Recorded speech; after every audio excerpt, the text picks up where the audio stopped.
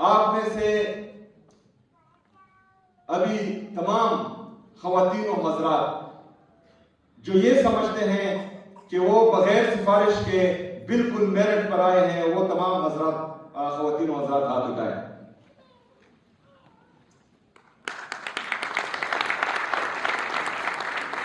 यही हमारा विजन है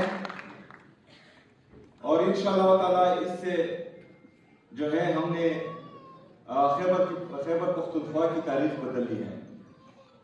ये सामने जो तस्वीर आप देख रहे हैं कुर्सी पे, ये मेरे प्रिंसिपल रह चुके हैं सर हसनैन नकवी साहब। ये मेरे वालिद साहब के टीचर रह चुके हैं। ये कैंट नंबर 1 के जब प्रिंसिपल थे तो कैंट नंबर 1 जो गवर्नमेंट स्कूल है, मैं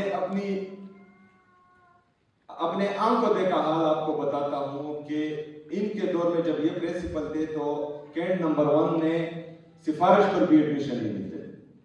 इन्होंने उस स्कूल को इस स्टैंडर्ड तक लाया। लेकिन जब वो रिटायर हुए तो एक प्राइवेट स्कूल में गए जिसका नाम मुस्लिम पब्लिक स्कूल था।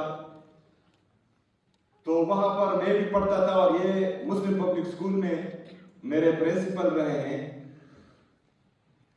मेरे करैक्टर बिल्डिंग में और यहां तक पहुंचने में इनका कलीदी किरदार है।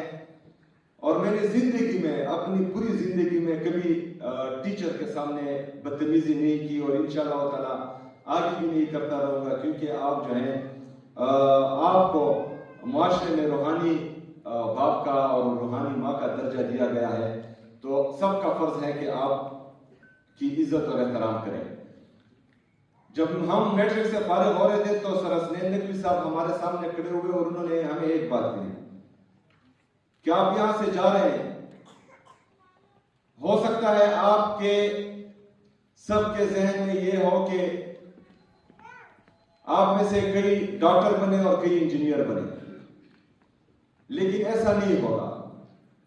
आप में से शायद कोई भी डॉक्टर ना बने या शायद कोई भी इंजीनियर ना बने, लेकिन मेरी एक नसीहत याद रखना कि जो भी बनना कमाल का बनना, तो माशरे में आपकी इज्जत होगी।